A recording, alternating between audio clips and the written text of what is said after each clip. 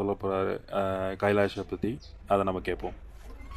இந்த கைலாயத்துக்கு வந்துட்டு முக்கியமாக வந்து போகிறவங்க வந்துட்டு தன்னோட கர்மாவை மட்டும் சுவாமி ஆட்கொள்றதா நீங்கள் தயவு செஞ்சு நினைக்க வேண்டாம்.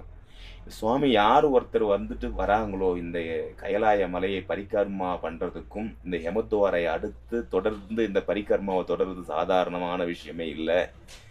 அவங்க வரும்போது அவங்களுடைய முன்னாடி இருக்கிற சந்ததிகள் 27 தலைமுறை 27 நட்சத்திரங்கள். ஸோ அந்த நட்சத்திரங்கள் ஒவ்வொரு நட்சத்திரமும் ஒவ்வொரு தலைமுறைகள் பின்தொடரும்.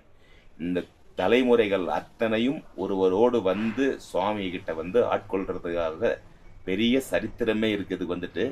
ஸோ அதை பரிபூர்ணமாக நம்ம நம்பணும். இந்த இடத்துல நிச்சயமாக ஒருத்தர் வரும்போது அவங்களோட 27 தலைமுறையோட அந்த ஆன்மாக்களும் நல்லது கெட்டது எது செஞ்சிருந்தாலும் சில சில சொல்லுவாங்க இல்லையா, பிதிர்கள் தோஷம் அந்த தோஷம் இந்த தோஷம் சொல்லுவாங்க இல்லையா.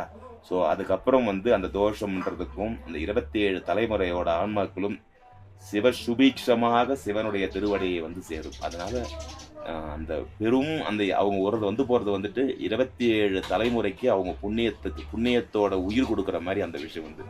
ஓம் நம சிவாய.